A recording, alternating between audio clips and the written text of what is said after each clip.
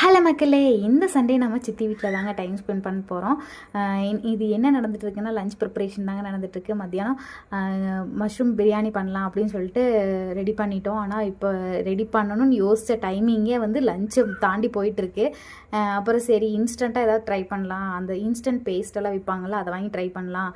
ஏன்னா நானும் ட்ரை பண்ணதில்லை, சித்தி வீட்லேயும் ட்ரை பண்ணதில்லை. ஏன்னா சித்தி வந்து நார்மலாகவே பிரியாணி நல்லா பண்ணுவாங்க வீட்டில் இருக்க மசாலா யூஸ் பண்ணி.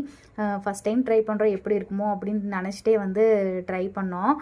பட் வந்து நாங்கள் நினச்ச அளவுக்கு மோசமாக வரல, நல்லா தான் இருந்தது. பட் வந்து இதை அடிக்கடி யூஸ் பண்ணக்கூடாது.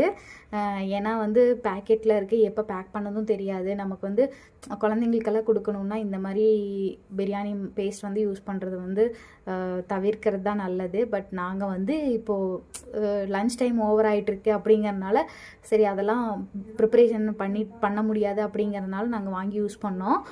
பட் வந்து டேஸ்ட் வைஸ் வந்து நல்லா இருந்தது. நாங்கள் எக்ஸ்பெக்ட் பண்ண அளவுக்கு மோசமாக இல்லை, நல்லாவே இருந்தது. அண்ட் வந்து குலையாமல் பிரியாணி சூப்பராக வந்திருந்தது. ஏன்னா இது வந்து நாங்கள் ஒரு 4 பேர் சேர்ந்து செஞ்சுருப்போம், அந்தளவுக்கு இருந்தது. அதனால தான் எப்படி வருமோன்னு யோசித்தோம். பட் சூப்பராக இருந்தது.